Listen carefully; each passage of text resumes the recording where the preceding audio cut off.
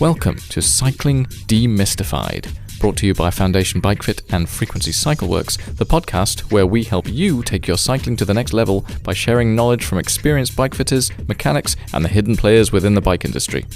On today's episode, Way speaks with Chris from Cycling Performance UK about training for triathlon.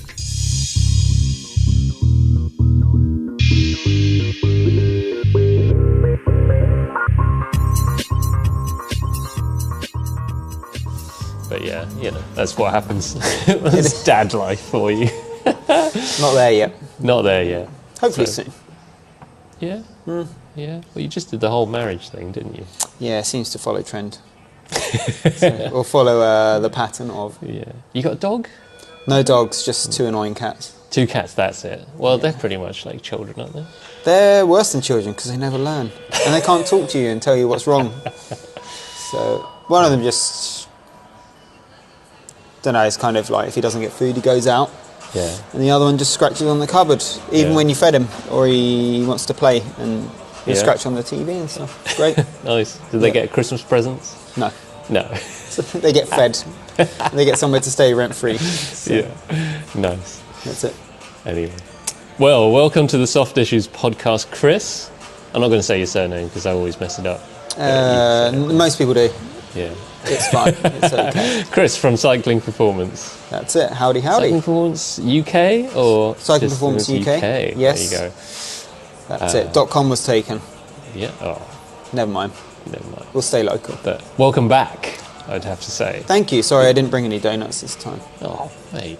What do we get you in for? Don't know. I think we were going to talk about me.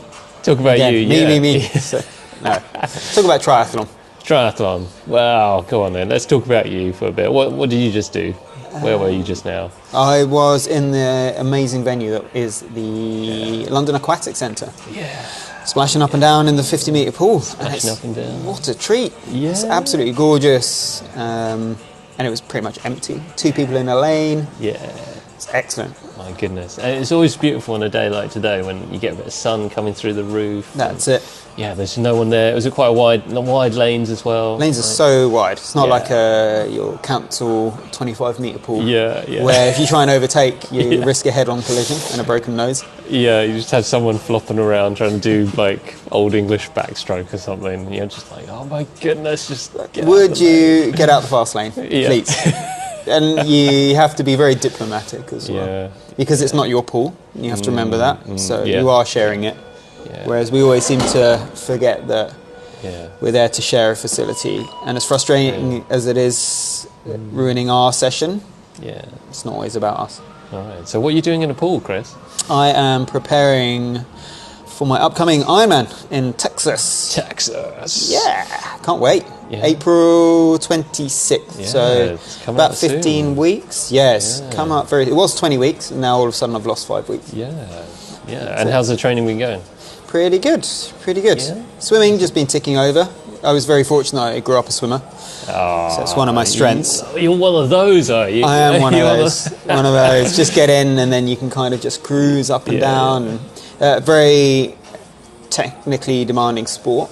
Yeah. So if you get the technique from an early age, you learn to relax and flow in the water. Yeah. So just thought 50-metre pool kind of replicates a bit more open water. So I think you have more validity to kind of swim times in a 50-metre pool than swimming in a 25. Yeah, absolutely. Otherwise you spend all your time just tumble turning. That's it. We used to be went over to Australia back in the day when I was training. And we go, oh, you're one of those wall pushers. And I was like, yep, that's me. And then when we went to 50-metre pool, it was, these boys are on a different level, right? Yeah. But it's just lovely just to be able to get into a rhythm and just went in cold, thought, let's see where we are, kind of do a perceived effort relative to Ironman pace. And the whole time you kind of want to speed up, but then you have to say into the back of your head, like, right, this is the first hour of a potentially 10-hour day. Yeah. So you can't, I always say to people, you can't lose, or you can't win the swim. Yeah. You can't win, I'll start again. You can't win an Ironman in the swim, but you can lose it. Because you've got one tank of fuel, and the more you dedicate to that swim, the less there's left for that bike and the run. So I think it's such an easy thing to just go far too hard and come out gassed. Oh, it's for sure, you know. Yeah. But Olympic and short course, you have to come out gassed because 2-hour event, you're basically on the you just got to be on the limit, max the whole time. Yeah. And if you miss those front swim packs, then you're out the race because it turns into a drafting thing. Whereas Ironman, like, you know, you're looking at 5 hours in the saddle, 3.5 hour run, you know. Come in sub 10, obviously, comfortably. We'll see. It's a long day out. So. It is a long day out. Yeah. So I wanted to get you in today just to have a quick chat, just taking the opportunity whilst you're over here in this side of town training, just to, just give us a little more detail on some of the things that you've kind of picked up on through your training, things that you've noticed, just kind of, I guess little tips and tricks, like maybe, or bits of advice for our listeners, because no doubt lots of them will be starting doing or deep into their Ironman training or just starting out, depending on when races are and so on. I know you're big into kind of looking at the whole picture and kind of balancing out training with life. And as a fellow kind of bike fitter then, and coach, then I'm sure those things are kind of top of mind all the time. So walk us through kind of some of the things that you've been kind of doing yourself to kind of manage your training, kind of some of the challenges that you've kind of come up with, like kind of some of the hard stuff that, you know, it's difficult for you to kind of manage in certain ways. It is. I mean, it went into this Ironman knowing it's not a weakness in terms of running, but I've always been very susceptible to running injuries. And I think the biggest fear is swimming. Again, could probably swim comfortably, biking, not worried about, but it's running, and it's not even about spending time on the feet, it's being resilient enough to be able to sustain all the training that leads into being able to spend 3.5 hours on your feet, because that's a heck of a time. So I kind of look at it as a slightly different approach of how can I keep my training as consistent as possible, and that's kind of balancing around life and just understanding that, like, the best training program in the world, if not followed consistently, will elicit worse results than a bad training program completed regularly. So it's kind of understanding, again, that what factors are going to potentially limit my performance or my adaptation to training, my motivation to training. And this changes, as you know, kind of weeks change, like appointments change. Some days you just really aren't in the headspace to do a tough session. So it's understanding that you kind of have to switch things around a little bit. You have to be a bit more flexible. The nice thing in my approach this time is it's not for profession. Whereas before there was always that race has a consequence. You know, race performance leads to either financial or kind of like awareness and kind of getting sponsors for next season. Whereas this time this is for me, so it's kind of just taking a bit of a more chilled approach. But I think the first thing I've been a lot more aware of is kind of the importance of sleep in motivation for training and actually response to training. And when I used to race, I was probably getting 6 hours sleep a night because you were getting up early to get your sessions done, staying up late because that's when pool time was available. And now I've kind of made a real effort to get, you know, that approximately 8 hours sleep, so about 8.5, 9 hours in bed. And it doesn't happen every night because of the cats waking up at 6:30 for their breakfast, and then 7:30, and then 8:30.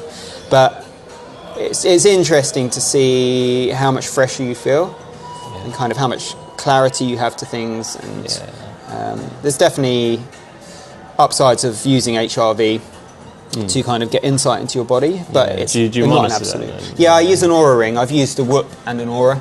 And the Whoop I didn't like because it was originally on a subscription model. Right.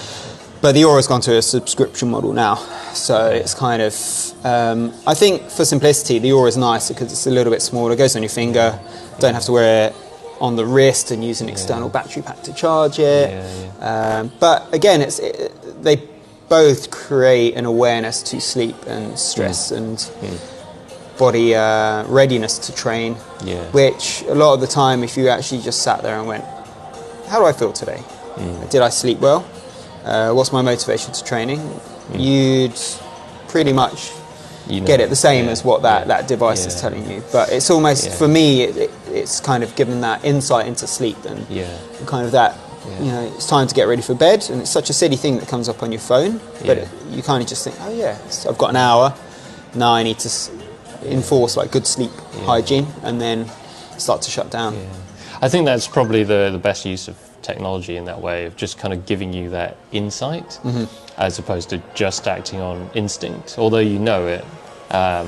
Though maybe the aim overall is to get to a point where you kind of know yourself and you know yourself well enough and kind of what's happening in your body that you kind of know what you need to do. But you just kind of get backed up by the kind of insights of this piece of technology, and you almost kind of want to do away with it at the end of the day. It's like riding on power. You can train through power, and you can get really into the niggles of it, the nitty gritty. But actually, really, you want to be able to kind of ride without it, and just to understand what your body is doing. That's it. I always say there's a holy trinity of cycling, and it's perceived exertion coupled with heart rate coupled with power. Because there's always going to be a day where you put your heart rate monitor strap on and it doesn't work. So you have to rely on power, and then your power meter goes wrong. So you've got to understand how your body feels relative to an effort, and whether all those three factors are correlating as well. Because sometimes you might be on a power or heart rate that seems quite low, but the perceived exertion's high. So you kind of go, am I overreached? Am I like under recovered? You start to kind of put all of them together, and you get a better understanding of you, as you say, so you can step away from these generally pretty expensive technological devices.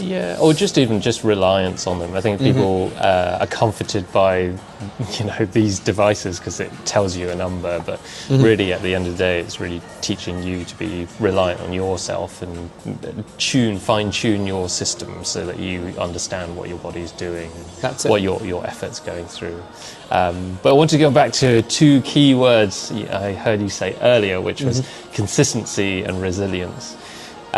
So just wanted to delve a bit more into consistency of training, and on a really simple level, people might just think it's like, oh, I just got to go out and do something every day. But I tend to kind of think of consistency within training is the ability to be able to get up the next day and feel like you can do a session without just feeling like totally smashed. Exactly. Like, is that kind of how you kind of approach things? It is. It's almost that periodization model, if not just the way you kind of prepare or structure your week. And triathlon's a prime example of a sport where it's so easy to do too much training and get away with it. Because, and this happens for a few different reasons, and it's because we always think that we've got to be working on swim, bike and run at the same time.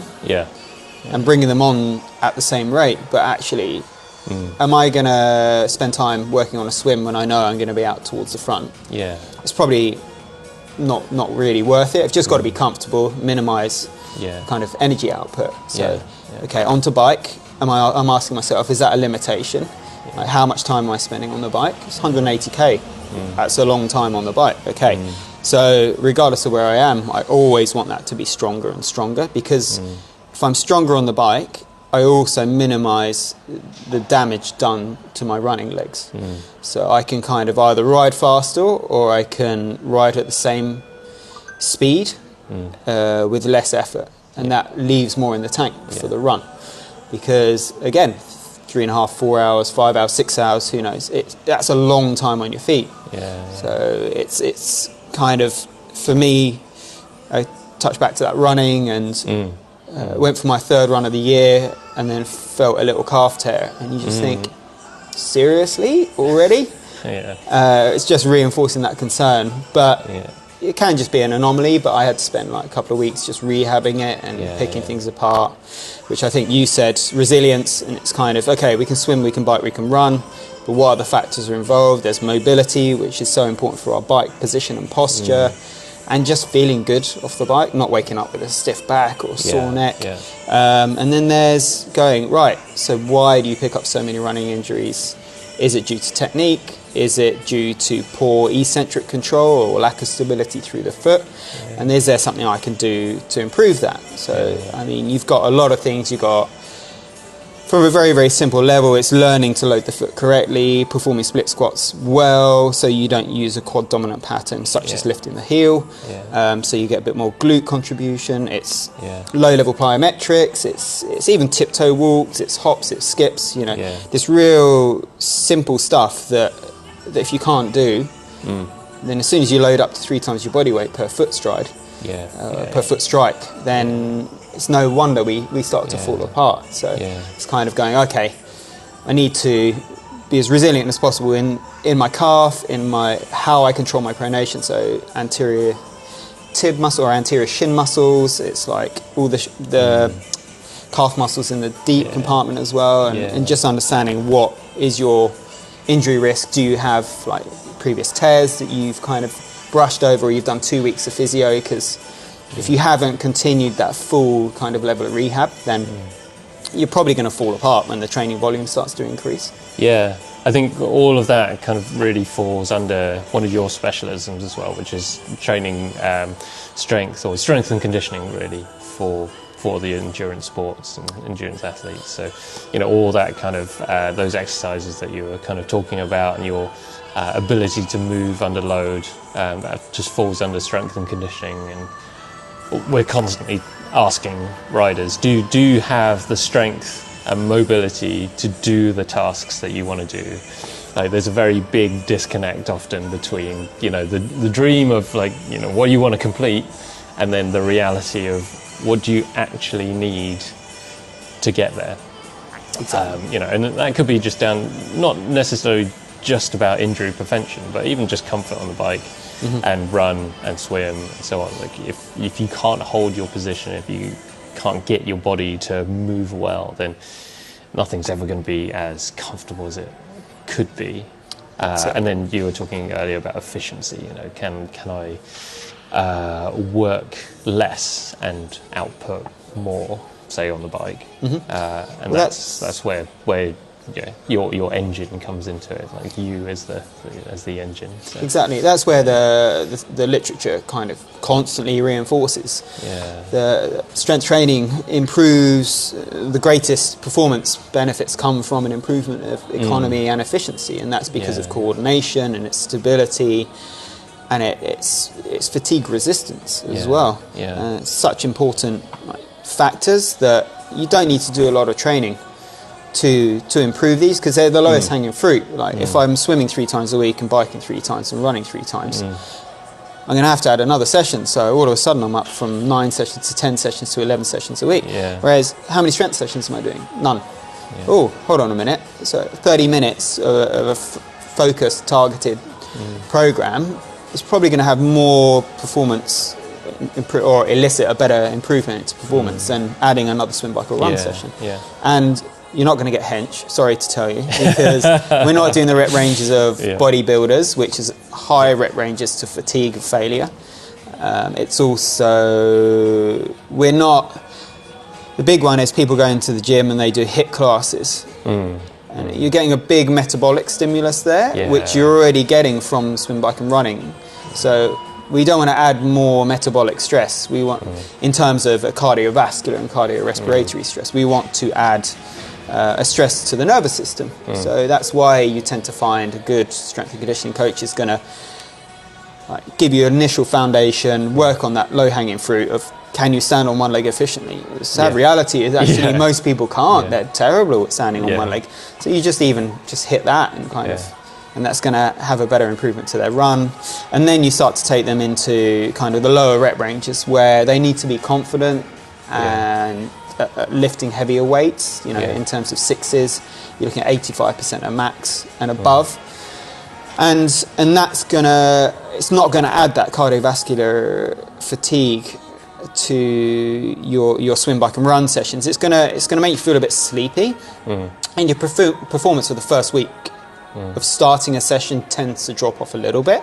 But then by the second week and third week, it's neutralized, and then when you come off of your strength, or you deload on that 4th week or 5th week, then you really get to notice this the adaptation, and because your Yeah. body's stabilized Yeah. whilst fatigued, Yeah. so you tend to improve. It's like the general adaptation syndrome, as they call it. Yeah. There's always when trying anything new, there's always that period of adaptation, and then suddenly the gains kind of come. So That's it. Yeah. And it's a good time of year to do it because we're spending a lot of time indoors, and actually it's pretty grim out on some days on the bike, especially today with gale force winds. yeah. So just getting into gym, say for the next 3 months or so, Yeah. just so that you can be consistent with your trainings, you can move well, you can start to load up, and then you've left no stone unturned, right? Yeah. You're not going to ask yourself in 6 months' time, oh, my performance didn't go quite as well. Yeah. What could I have done? Well, it's like, I could have done some strength training. Yeah. Or even nutrition. Nutrition's such a huge one. Oh, we could do a man, whole podcast on that. We could, it's mad the technology that's out there. Yeah. So, because you can do VO2 max assessments that actually give you insight into utilization of carbohydrate relative to fat at different power outputs, because we talk about this 60 gram or 100 gram of carbohydrates per hour, but let's say you're riding at 100 watts. That theoretically is around about 342 calories an hour. Right. Okay, so if I take 340 calories an hour in carbohydrates, probably going to overfuel, because actually at a lower intensity there could be something like a 50-50 split. So I'm only burning 170 from fat and 170 from carbohydrates. So actually I don't have to take on as many carbohydrates. So you can do this really, really niche testing, which is really insightful. And it's a sub-maximal test, which is great because you don't have to go to failure. Yeah. So you could just run it on a day when you're actually a little bit fatigued, and it's not going to dampen that top end output. So it's not going to skew the That's something results. you do, isn't it? Yes, who would have thought? There you go. So, it's new technology using kind of a portable VO2 or a gas analyzer, so you can actually look at oxygen and carbohydrate excretion. Yeah. It's good fun, but you can get pretty heavy into all this stuff, like the aerodynamics in terms of TT positions. We do. I think I was mentioning to you or someone else about how I'm spending time looking at the rolling resistance of tyres and how that can contribute to 5 watts a tyre. Yeah. Which you think, oh, what a loser, but 10 watts. Yeah. Like, what would you do for 10 watts? I mean, people spend like whole seasons training to get 10 watts faster. So, if you can get it in your equipment, then no brainer. That's it. Yeah. It's triathlon's a great sport. I do love it. I always take the mickey out of it. I have a secret love for it. Don't we all? Yeah. I think I mock the people who behave in a certain style, because it does force you to become a little bit selfish in terms of your approach. Oh yeah, for sure. To achieve your goals. But I think, you just got to keep having fun, not take it too seriously, get your sessions done, kind of actually have some structure to your training, which is really important, because it's easy, again, just to go out, as you said, and I'm going to do a session every day, but what's the purpose of that session? There's got to be an outcome to it. Is it an interval session? Are you working on your swim? Is that structured right? Can I put it in a certain place where, I do one in the morning and one in the evening, so I'm getting 36 hours of recovery. So even though it's 2 days in a row, I'm just tweaking the day to optimise my layout for the week and my performance. Yeah, you can spend a long time trying to figure all that kind of stuff out and playing around with it. And I think that's how a lot of us kind of went about it, just like trying to figure stuff out. But what's the quickest way people can kind of structure their kind of training, or figure out a way to find a good training plan, as it were, or have accountability into their kind of training? I think there are a lot of pre-made plans out there. I just don't think they're sensitive enough to the reality of everyday life and illnesses and injuries. Yeah.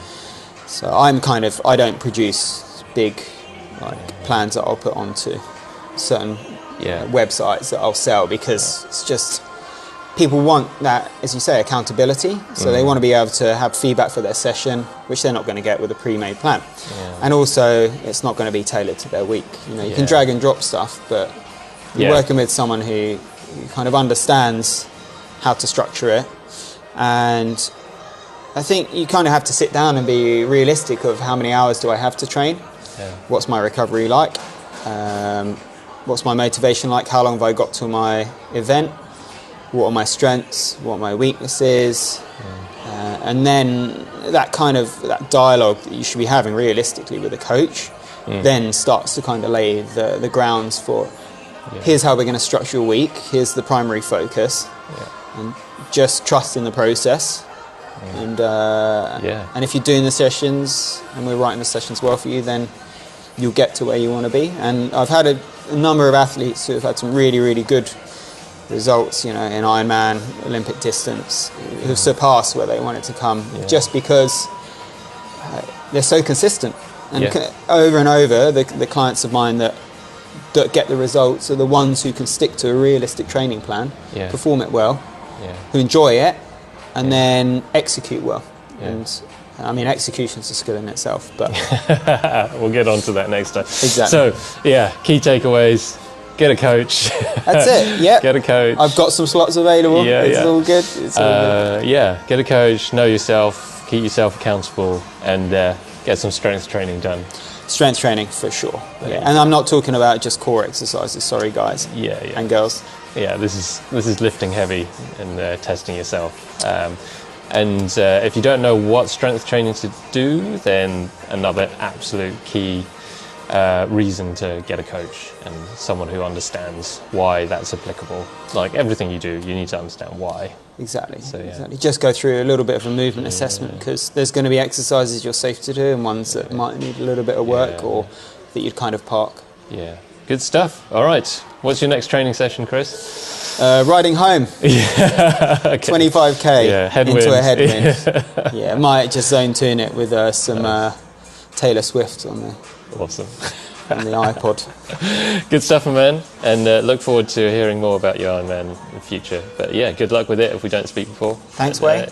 I'll see you again soon. All the best. Take care. All right. See ya. Bye. Here's what I want you to do.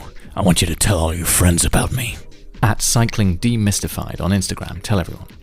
And leave us a review on your podcast platform, whether it's Spotify, Apple Music, Amazon, whatever. That would help us out a lot. Suffering from numb hands, tingling toes, and any other persistent discomforts when you ride? These are all signs that your bike fit could be improved. If you're bike fit curious, get in touch with Wei or Matt by emailing info@foundation.fit or finding them on Instagram @FDN_bikefit. Finally, for all your bike servicing needs, custom dream bike or hand-built wheels, go to www.frequencycycleworks.com or find me on Instagram @frequencycycleworks. Until next time.